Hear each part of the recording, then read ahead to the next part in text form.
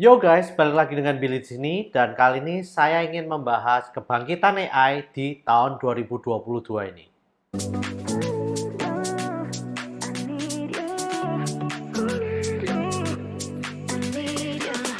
AI, Artificial Intelligence, sebuah kecerdasan buatan yang digunakan untuk membantu manusia dalam kehidupan sehari-harinya. Ya, AI saat ini tidak hanya ada di film-film science fiction saja, seperti Terminator ataupun Minority Report. Ya, jadi AI ini sebetulnya sekarang tidak hanya seperti di film Iron Man ya, yang ada Jarvis-nya dan bisa membantu Iron Man.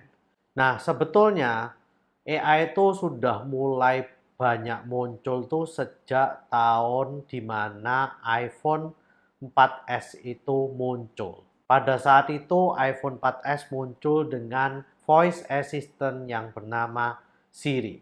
Nah, pada waktu itu hanya ada Siri yang bisa membantu umat manusia di seluruh bumi ini untuk mengerjakan hal-hal yang simpel dengan bertanya, gimana sih cuaca hari ini? Tolong dong set alarm. Nah, hal-hal seperti itu sebetulnya adalah hal yang simple yang bisa dibantu dan dijawab oleh Siri. Sejak saat itu, voice assistant pun menjadi berkembang dengan sangat pesat. Dimulai dengan Amazon Alexa dan akhirnya juga Google Assistant. Dan di saat ini sebetulnya Siri itu lumayan ketinggalan jauh ya dibanding pesaing-pesaingnya. Padahal Siri itu yang memulai segalanya terlebih dahulu.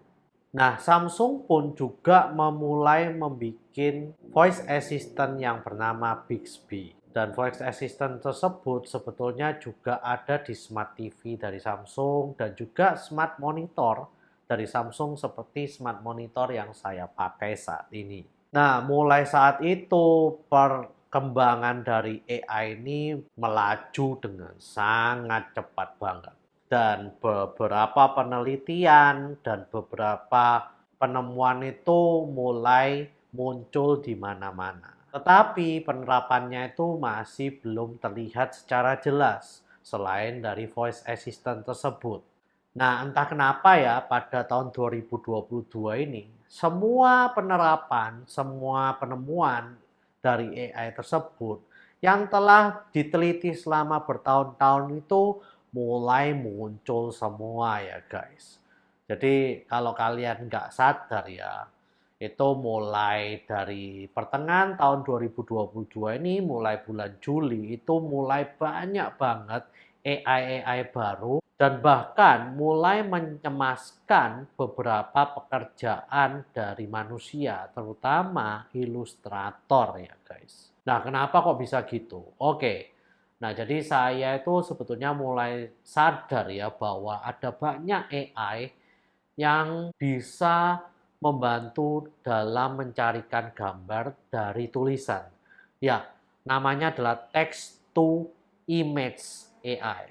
Nah, salah satu contohnya adalah DALL-E 2. Nah, di DALL-E 2 ini kalau kalian mengetikkan sesuatu, misalnya ya, seorang perempuan memakai baju warna merah dan melukis pemandangan di sekitar yang sangat-sangat indah sekali. Nah, tentunya kalian tulisnya itu dengan bahasa Inggris. Nah, lalu nanti di DALL-E 2 itu dia akan memproses dengan sangat cepat ya, nggak sampai hitungan menit nanti akan muncul beberapa gambar yang sudah dibuatkan oleh AI tersebut sesuai dengan tulisan yang kalian masukkan tadi. Ya intinya kalau di Google itu kalau kalian mencari sesuatu, kalian diberikan link-linknya tersebut. Nah ini kalian menulis sesuatu, kalian diberikan gambar sesuai dengan sesuatu yang kalian minta itu guys. Nah gambar ini tentu saja bukan buatan yang sudah ada ya, tetapi dibuat secara real time oleh AI tersebut. Saya nggak tahu sih gimana mereka buatnya. Mungkin mereka sudah tahu ya, misalnya ada perempuan, itu berarti dia bisa menggambarnya adalah seorang perempuan. Nah, terus juga misalnya berbaju merah atau biru, dia udah mengenali warna dan warna tersebut akan dimasukkan ke baju tersebut. Nah, jadi hal-hal seperti itu Sekarang AI itu udah gampang banget buatnya guys. Nah, satu hal yang mungkin AI ini masih belum terlalu pintar adalah dalam menggambar jari jemari dari manusia ya. Karena ada banyak gambar tersebut yang memiliki jari lebih dari 5, bahkan kurang dari 5 guys. Jadi ya jarinya itu seperti orang cacat gitu ya. Ada yang 4, ada yang 5, bahkan ada yang nggak mempunyai jari ya. Nah, itu adalah salah satu kekurangan AI pada tahun 2022 ini yang di text to image. Nah, kekurangan itu tentu saja dibuat meme oleh beberapa ilustrator-ilustrator yang akhirnya masuk ke internet ya meme-nya itu.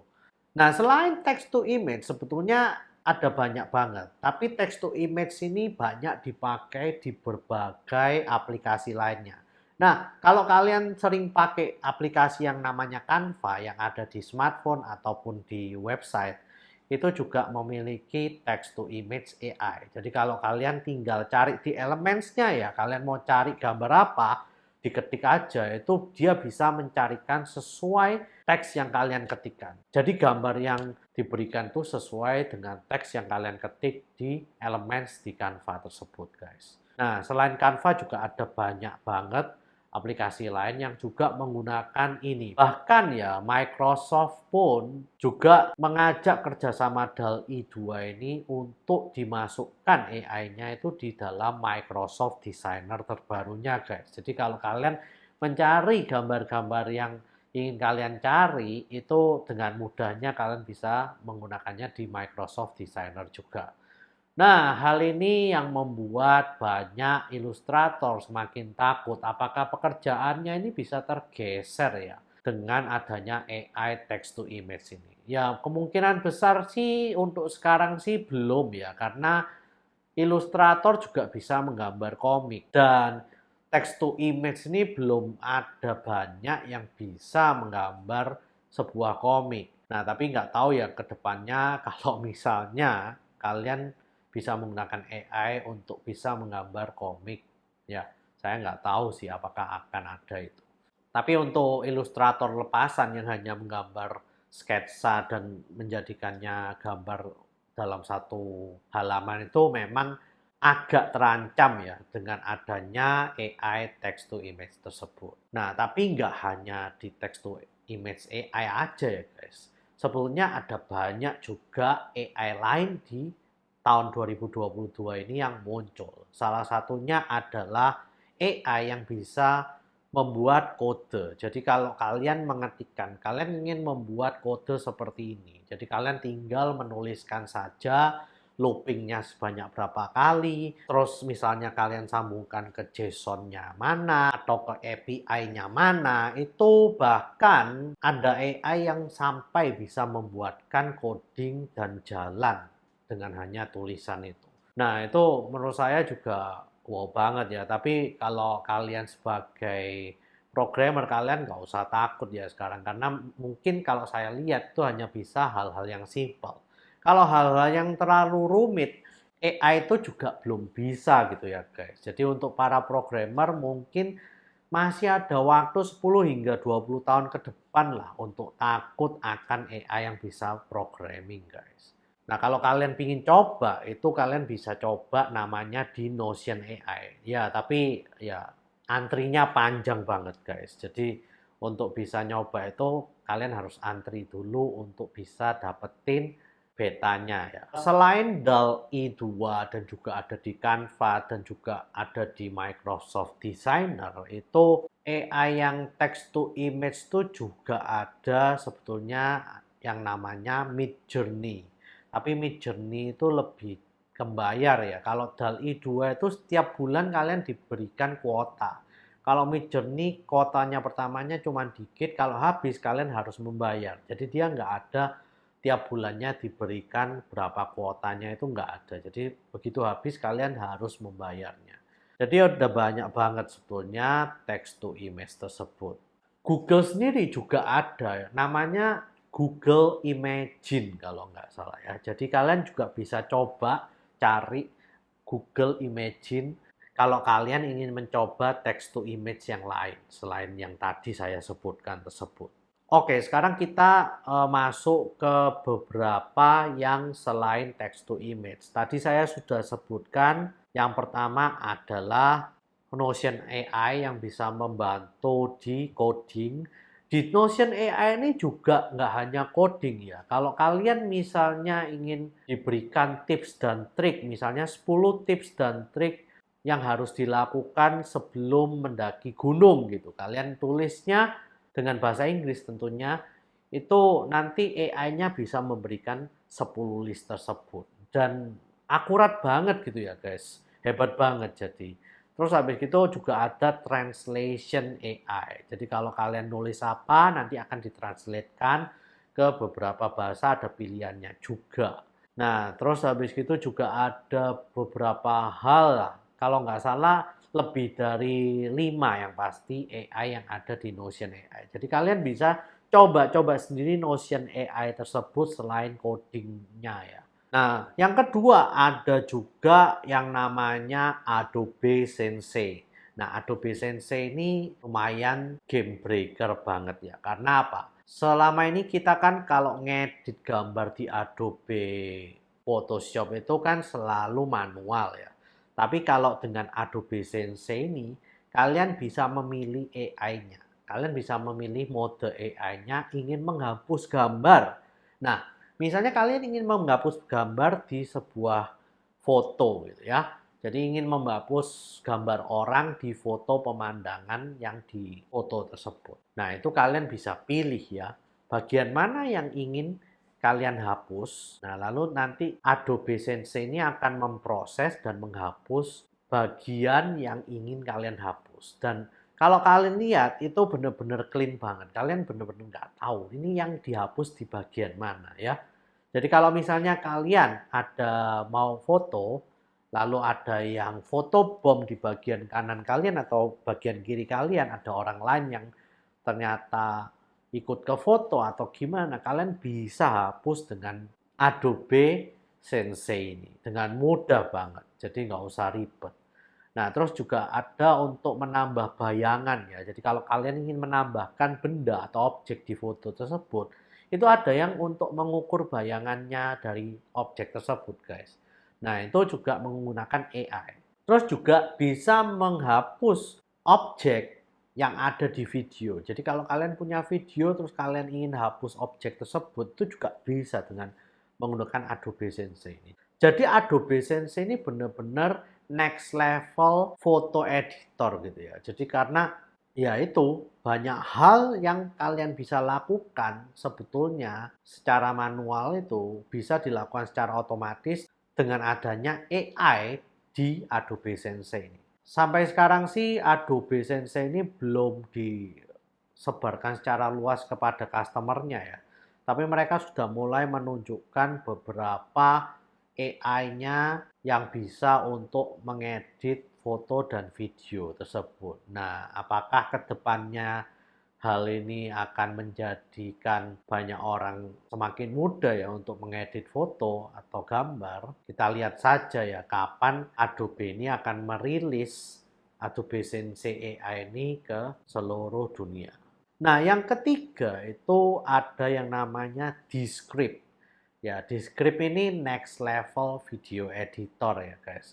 Kalau kalian biasanya ngedit video itu lihat dari frame-nya, terus lihat dari videonya di menit keberapa yang harus saya hapus, harus saya edit. Nah, di yang namanya Descript ini enak guys, karena kalian tinggal upload video kalian, lalu dari video kalian tuh yang tidak ada suaranya sudah dipotongkan oleh Descript ini, dan lalu yang ada suaranya pun sudah diberikan skripnya di bagian kiri dari video tersebut.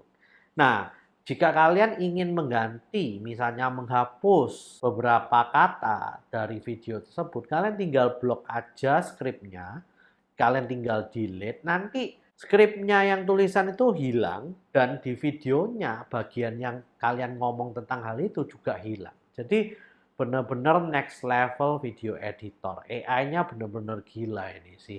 Bisa mengetahui suara dan mengubahnya jadi tulisan.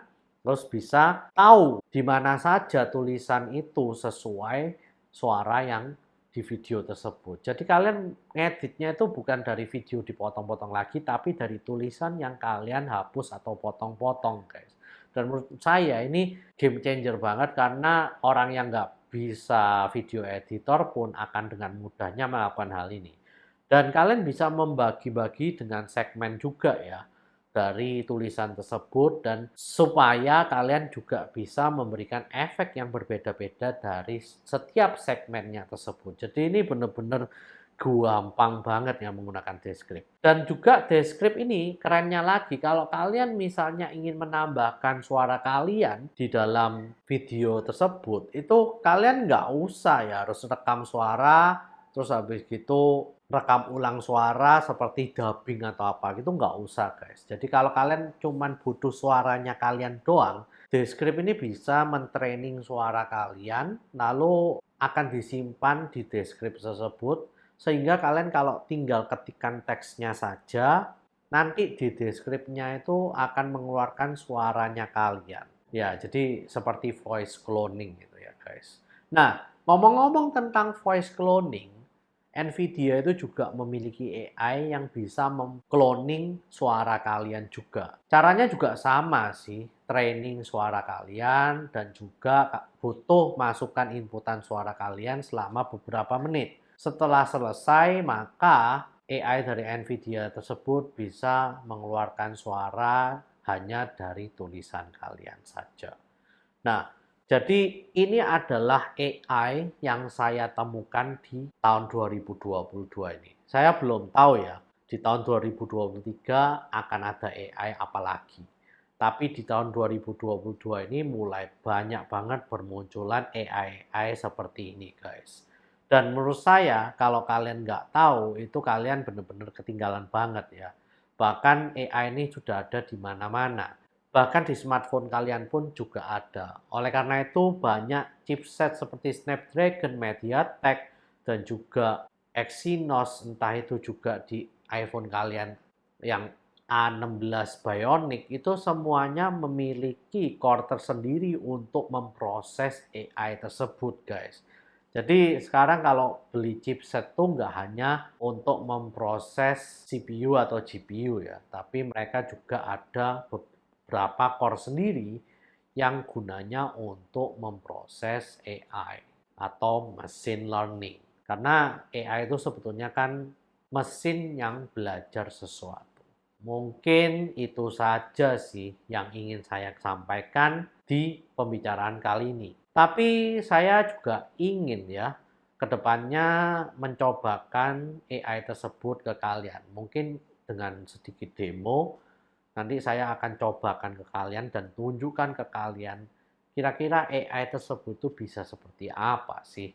Nanti saya akan coba demokan itu ke kalian. Please like, share, dan subscribe. Jika kalian suka dengan video ini, komen jika kalian ingin membahas segala sesuatu tentang AI guys. See you guys di video selanjutnya. Kalau bisa coding, serem juga sih ya AI ini. Untungnya sekarang codingnya cuman gampang-gampang doang.